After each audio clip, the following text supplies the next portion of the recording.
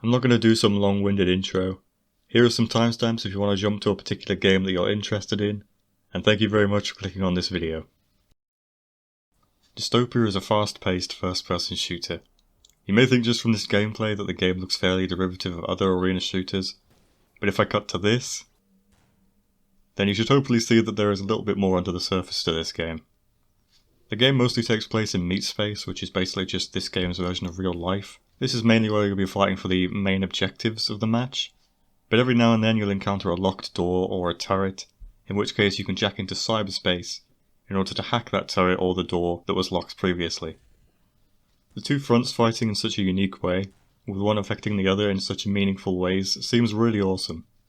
Usually when there's two fronts in games, it may as well just be two separate battles. I'm thinking games like Battlefield where there's air combat and ground combat, and only if there's a skilled jet pilot does the air combat ever affect the ground combat. So this seems like a really interesting take on two different fronts in a multiplayer shooter. Let's talk about the weapons quickly.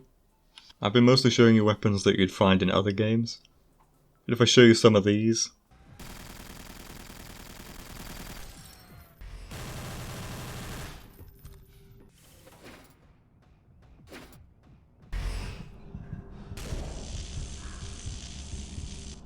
then you'll see that this game does have some really unique weapons. Even the assault rifle seems to have a unique quirk to it.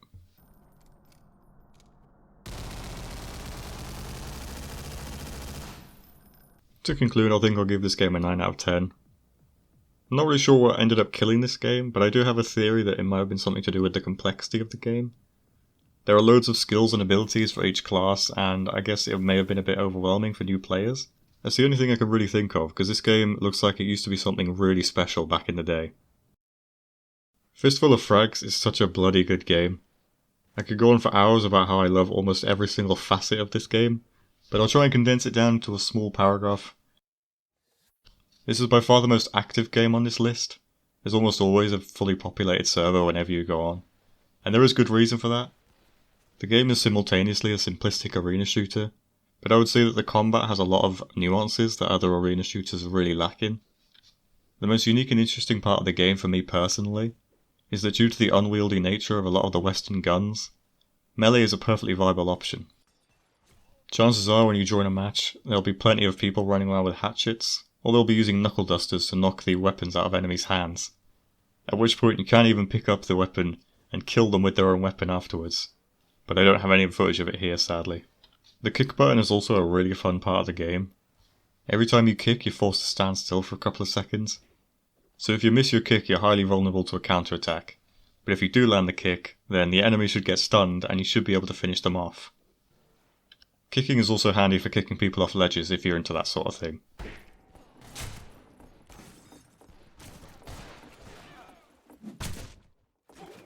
Gun combat in this game is equally compelling, but I can't really talk about each gun individually as it would take over this entire video. What I will say is that I implore you to download this game and try it out for yourself. It is one of the best multiplayer games I've ever played, and it would be remiss of me not to give it a 10 out of 10.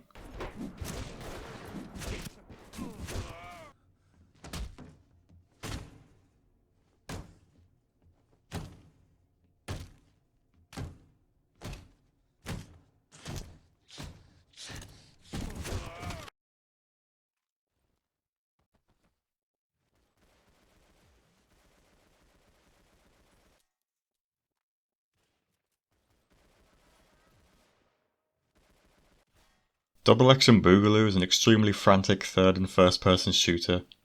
It tries to emulate the movies made by John Woo by having everyone flinging themselves into the air every given opportunity.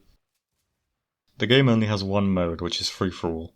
You earn points by killing other people in creative or skillful ways.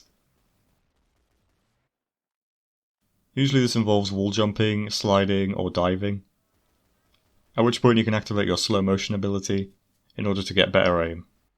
The slow motion ability is a really fun addition to the game, and it gets even more fun with the reflex perk. The reflex perk allows you to spawn with 1 second of slow motion, and it also gives you access to super slow motion, so that you can line up your shots even better.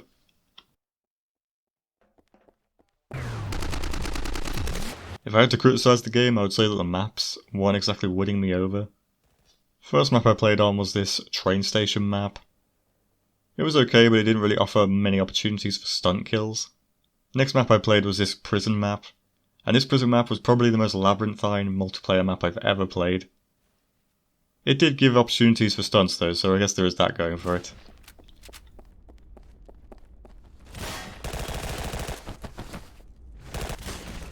And then the final map I played was this nuclear power station map, which was easily the best of the three. Its small size and cyclical layout meant that most people would just come back to this small hole in the middle.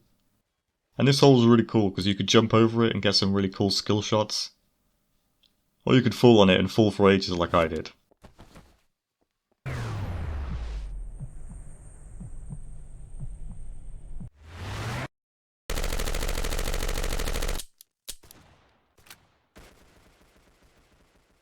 I think overall I'll give this game a 7 out of 10.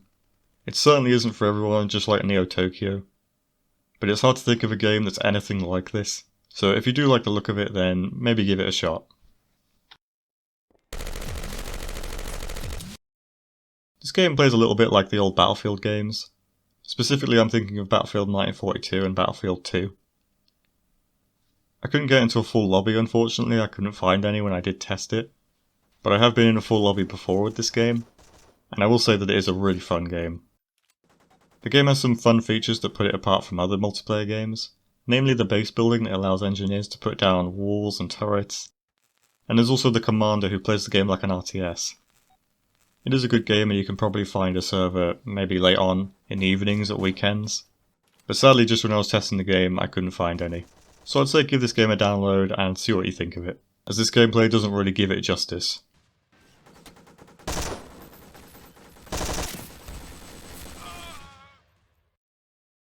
Lambda Wars bravely attempts to transform the universe of Half-Life 2 into an RTS. When I booted up the game there were 3 matches in progress, but I couldn't join any of them because they were all full. I guess you could say that this game has an active player base, but it probably is for veterans only, so if you're a new player then don't get your hopes up for multiplayer action.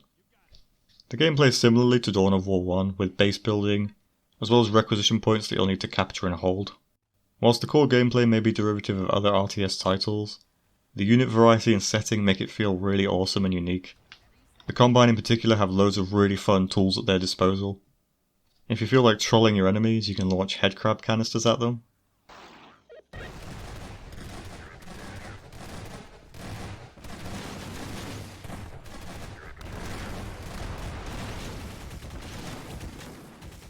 Or if you've got a huge wave of enemies coming your way, you can just chuck out some roller mines at them. Or finally, if you feel like ending the game, just spawn a few Striders and you should be good to go. My Strider's gun animation wasn't working though, which was a bit weird. It was a bit of a shame, but still pretty awesome though. I also had a Crab Synth in my army, which is pretty cool. You know Crab Synth? The guy that was on the conveyor belt right at the end of Half-Life 2? Yeah, he's in the game for some reason, I don't really know why, but he's still awesome. I think I may have a soft spot for this game since I love the Half-Life series so much, and seeing it made into an RTS with such passion just kinda puts a smile on my face, so please take it with a pinch of salt when I say that this game is a 10 out of 10. I can appreciate its flaws, the AI isn't perfect, and the soundtrack is pretty lackluster and forgettable at best, but the ability to play as a Combine army is just so much fun, and I think that's what ultimately makes this game feel so special.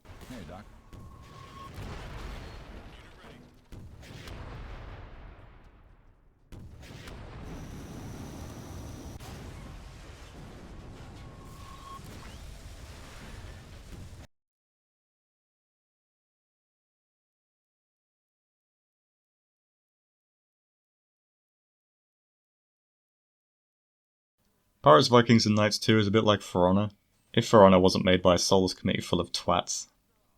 Vikings, Knights and Pirates 2 feels like one of the most frantic games I've ever played, but this is likely due to the bot AI beelining it towards you whenever you walk within spitting distance of them. The bot AI isn't exactly what I'd call smart, but they do the job I suppose. They even speak in chat for some reason, which is pretty cool I guess.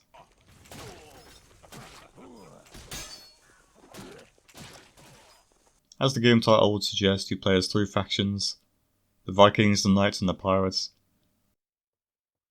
There is some asymmetry between the 3 factions, but ultimately they each have the same fundamental classes. They'll have 2 melee fighters, a ranged class, and a specialist. The specialist usually has its own abilities, like the Knight's Assassin that can turn invisible. I need the leech. I think ultimately the main draw of this game is just the spectacle of it all. It's a pretty crazy game, and it's just kind of fun to see the Vikings, the Knights, and the Pirates fighting each other. I think I'll give this game a solid 7 out of 10.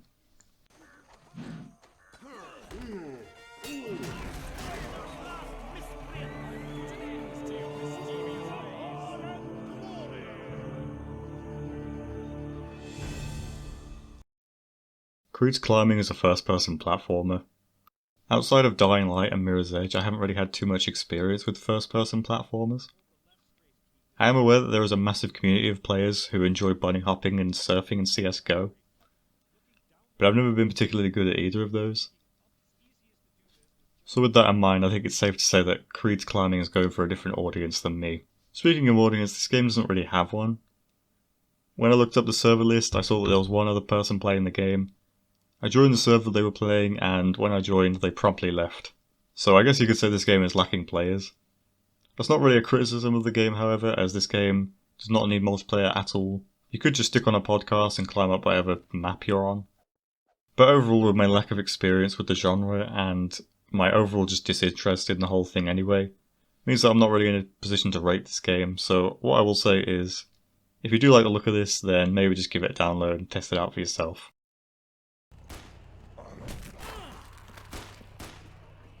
I love this game so much. No More Room in Hell is the first and best of 4 multiplayer zombie games I'll be covering now. The game tries to create a realistic zombie experience and for the most part succeeds really well. Unlike the other 3 zombie games, this game nigh on forces you to use melee. This coupled with the bite system of the game is really engaging. The bite system is that every time you're bitten by a zombie there is a chance that you'll become infected, at which point you'll have to fight pills in order to fight off the infection. If you don't find any pills then you'll end up dying and coming back as a zombie. It's fun to see your NPC zombie running around the map and killing people.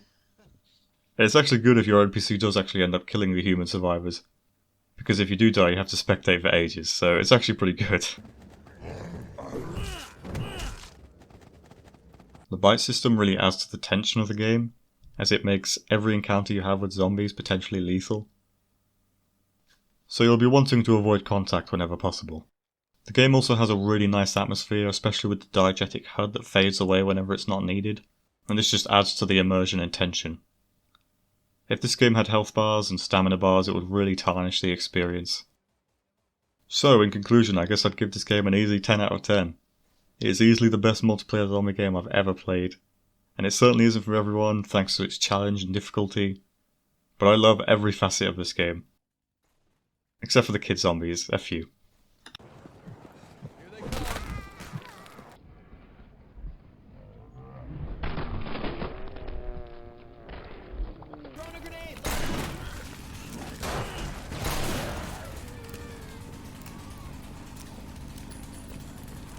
Welcome. This is it, my last load.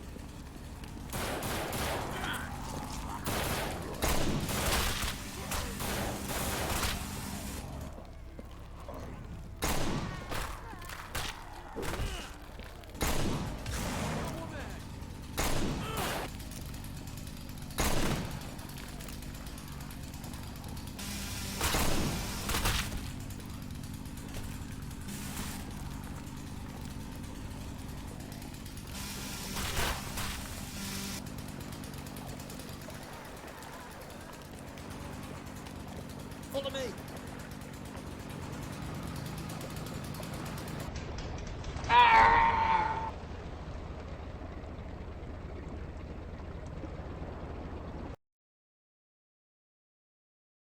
Zombie Panic Source is a standalone version of the zombie survival mode from Gmod. So if you own Gmod, there probably isn't too much point in actually downloading this game. There are 2 main modes on offer. One is a mixed bag and the other is really fun. The mixed bag mode is called Survival.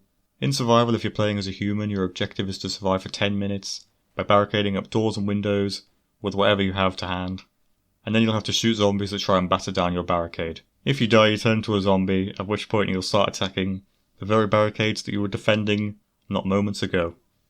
The mixed bag I mentioned earlier comes from the fact that there is a lot of downtime whilst waiting for zombies to attack your barricade. It can have really tense moments once a big pile of zombies starts attacking your barricade and you just have to run away.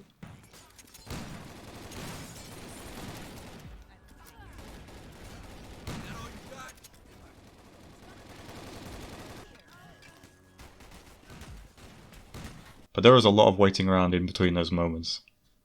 So you'll have to ask yourself whether or not it's worth waiting around for those moments when they do happen. Playing a zombie on this mode is also equally kind of annoying. You will die a lot attacking barricades, and it just gets very repetitive after a while. The second mode is what saves this game for me, and it's called Objective Mode. This is where human survivors have to run quickly along a pathway and complete objectives, and these objectives usually involve waiting for a slowly opening door. This slowly opening door then allows zombies to come in and pick off the human stragglers that have fallen behind a little bit. It's a much more thrilling experience for both humans and zombies, so in conclusion, thanks to the objective mode, I'd like to give this game a 7 out of 10.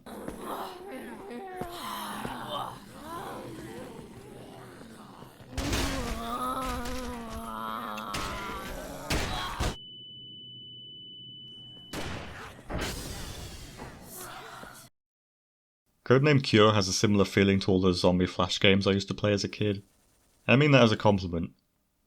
It is a very charming game. The premise is that you're one of 5 special forces sent in to plant a bomb in a zombie-infested area.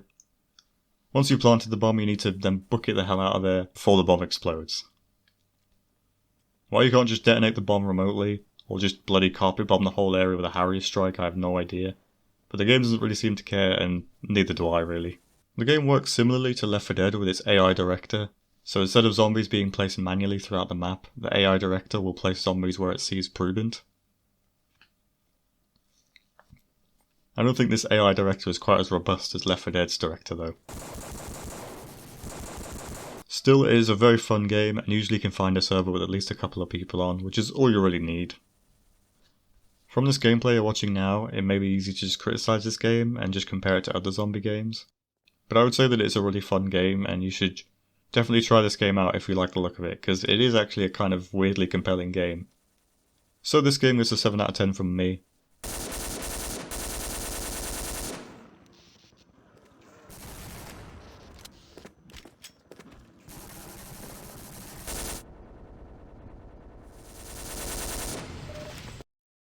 Brainbread 2 is the final zombie game I'll be covering on this list. We finally made it, guys. Brainbread 2 isn't a very conventional multiplayer game. It offers PvEVP, which I'll explain in a sec. As a human survivor, you have to fight NPC bandits, NPC zombies, and human-controlled zombies as well. If you're infected as a human, you'll eventually turn into a zombie, at which point you have to kill other humans. I think after you get killed as a zombie, you get to turn back into a human, but I'm not really too sure. It's a really weird game and I didn't really get it, to be honest. The tutorial wasn't really helpful as it only told me the fundamental controls rather than the game mode rules. So I wasn't really sure whether I should be rooting for the humans or the zombies, as I was switching sides so often it was just kind of disorienting. The game did have the best reload animation I've ever seen though, so there is that going for it, I guess. But yeah, I just really don't understand this game.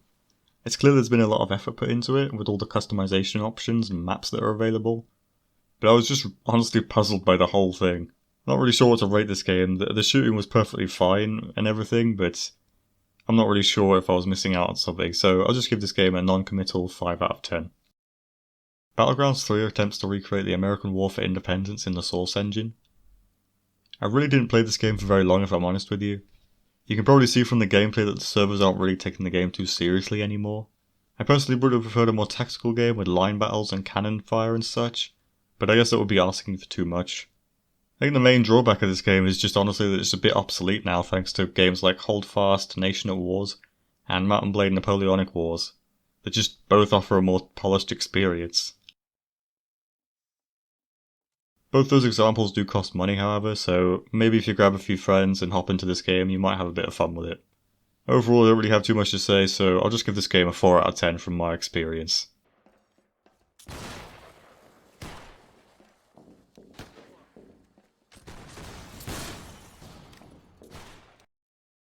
Age of Chivalry tries to create intense medieval battles in the Source engine. It was completely empty when I tested it, unfortunately, as you can probably see from the gameplay. As you can probably guess, this game was killed by its successor, Chivalry Medieval Warfare, that was actually made by the same guys. Now that there's Mordhau and Chivalry Medieval Warfare 2 on the market, it just makes this game feel even more obsolete. I did actually play this game back in the day on full servers, and it worked just as you'd expect. If you've played Chivalry Medieval Warfare, then you've pretty much played this game before.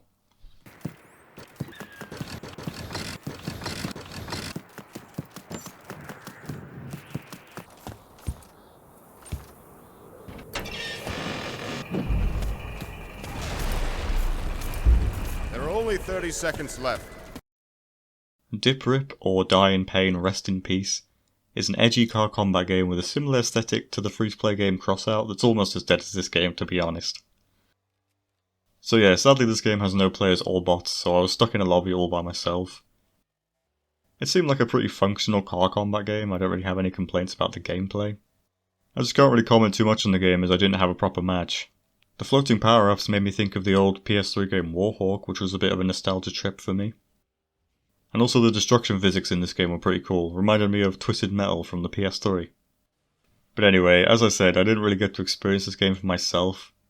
But as far as car combat games go, this game looks fairly derivative.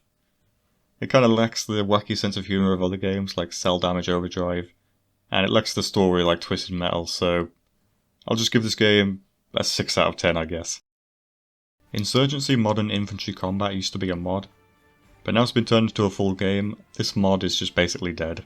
I suppose if you have a few friends and you can't all get the full game, you could just play this mod instead, and you could probably have quite a lot of fun playing it.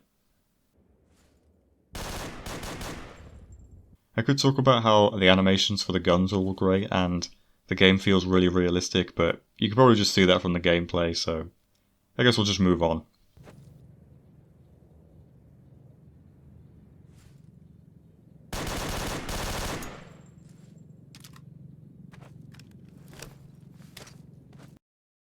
Of all the games on this list, I found Blade Symphony to be the biggest letdown. I mean, you could just see the level of polish on all the different environments and animations. The game looks incredible, and it's hard to believe that this is even the Source engine anymore. It's just such a shame that I don't think the core combat got as much attention as the rest of the game did. I feel like the combat is very much a style over substance style of combat. It may look really flashy and interesting, but ultimately it is just mashing buttons. Or in my case, if you hold down the attack button over and over again, to just spam the heavy block breaking attack that deals guaranteed damage. So there really isn't that much complexity to the combat. If you're wondering, this game is pretty much dead. These are all bots I'm playing against. I think unfortunately the reason this game never really found a player base is because ultimately the core gameplay just isn't very engaging. It lacks combos and complexity of other fighting games, and it's also not simplistic enough to be a just sort of pick up and play game. It's a shame because everything in this game just looks so goddamn good. Even the main menu feels like a really polished and big budget title. You could definitely have some fun with friends if you did download this game though. If you do have a few friends to play this game with, then I have no doubt that you'll have a lot of fun playing it, even if it's just for a couple of evenings.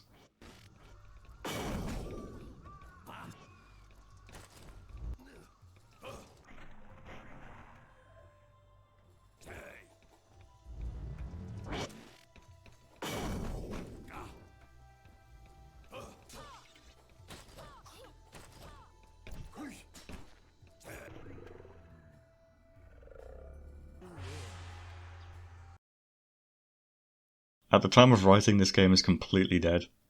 There are no servers running whatsoever. As far as I can tell, it was a sort of deathmatch mode, but with RPG mechanics. As you leveled up, you could get more and more abilities and weapons. But outside of that, I really can't say too much, other than the map I played seemed pretty awesome. It had tons of little hidden pathways to get the drop on your enemies, so it seemed like a pretty fun map.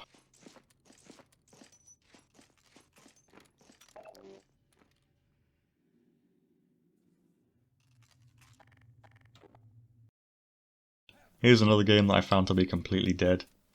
However, unlike Modular Combat, there were still dedicated servers running. This is just the old Team Fortress ported over to Source. It was interesting seeing all the old designs of the characters. Most characters were lacking in the charm of their Team Fortress 2 counterpart, this game opting for a more sterile sci-fi look. There's no bot support for this game sadly, so I can't really comment on how the game plays. I guess you could say at the very least if you're a Team Fortress 2 super fan, you might enjoy seeing how Team Fortress 2 evolved over the years. Otherwise you could probably just carry on playing Team Fortress 2. IO Soccer brings FIFA to the Source engine. Except unlike FIFA you play as an individual player on the pitch. It has everything you would expect from a football game, although the animations do tend to bug out quite a lot. This game has a surprisingly high number of players. Every time I logged on there was at least 2 full servers, so if you do want to download this game then go nuts. The high player base is likely due to the lack of football games that are actually available on PC. You'll have to forgive me for not delving too deep into this game. There just isn't really much to talk about, it's just football. I did get a pretty cool assist this one time. I also like that the action replays play whenever you get a goal.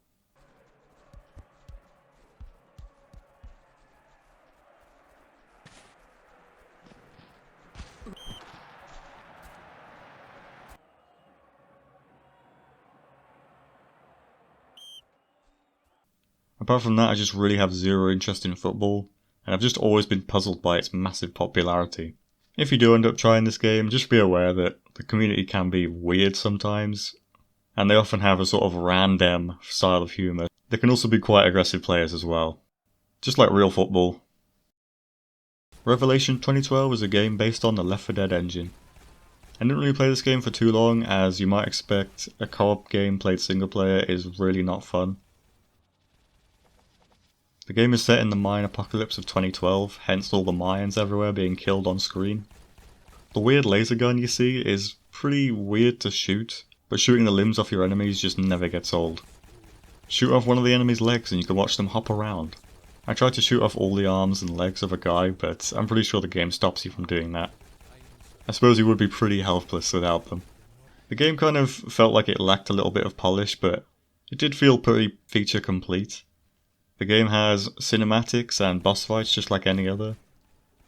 It has mixed reviews on Steam, which I think is pretty disappointing. If you have 3 friends to play this with, then you'll probably get a few evenings out of it. So I'll just give this game a 6 out of 10.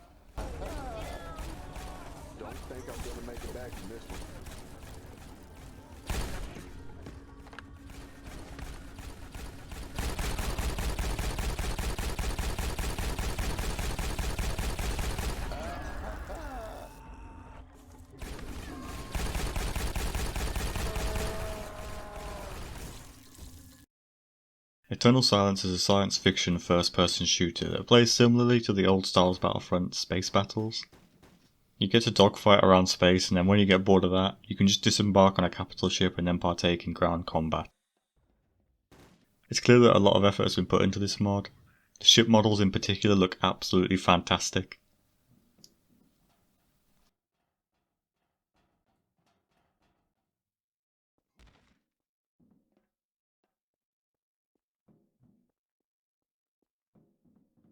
According to the storefront of the game, there's a novella that tells you the story of why these 2 factions are fighting in the game. But unfortunately I couldn't find the novella anywhere, so if you do have the location of it, please drop a link because I'd love to read it. I really have no idea why this game died. It seems like a really awesome game. I'd like to give this game a 9 out of 10.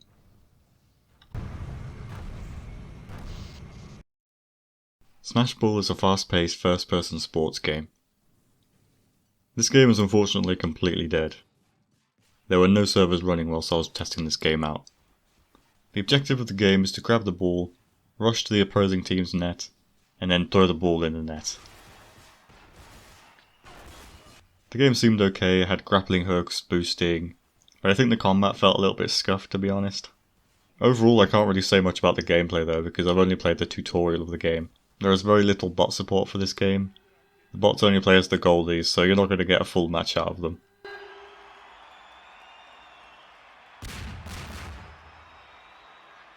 I liked the audience of the game though. And I think I like the overall aesthetic of the game in general really, so at least it has that. I didn't play this game for very long for the same reasons as Revelations 2012. A co-op focused game played single player just usually isn't very fun. This is, however, a full free game made by Valve, so what's not to love about it? There are plenty of other top-down shooters out there, but this one does feel really nice to play. There's also a first-person mod for the game out there if you want to try that out. I'll probably try that at some point, as it sounds really interesting. On the main menu there's this Swarmopedia that shows you all the different kinds of aliens that you'll be facing. It seemed like there was loads of aliens to face, so enemy variety seems like certainly a plus for this game. There's also different classes you can be, like techie, medic, heavy weapons specialist, so you may find that this is more in depth than other top-down shooters. I didn't play this game for too long, but from what I did play I can tell that this game is really good, so I'll just give it an 8 out of 10. And with Alien Swarm ends the list. There is one game that I didn't actually test out. It's called Vindictus, but I just couldn't bring myself to play it. For those that are interested, it's just an MMO, but just made in the Source engine. And I really don't like MMOs that much, so I was really on the fence about trying it, and then I saw some of the Steam reviews, and they just kind of put me off it, to be honest. From what I saw from the actual helpful reviews, though, they do say that the combat is really fun for an MMO, so if that sounds like something you'd like, then maybe give it a download. If you enjoyed the look of any of these games and enjoyed the video, please consider subscribing and sharing around the video, as hopefully one day, when I have enough followers on the internet, I hope to maybe revive some of these games, even if it's just for a couple of evenings on a live stream. The games in particular I'd like to see revived most are Eternal Silence, Dystopia, and Pirates, Vikings, and Knights 2. Regardless if you subscribe or not, thank you so much for making it this far into the video, and putting up with my mangy voice.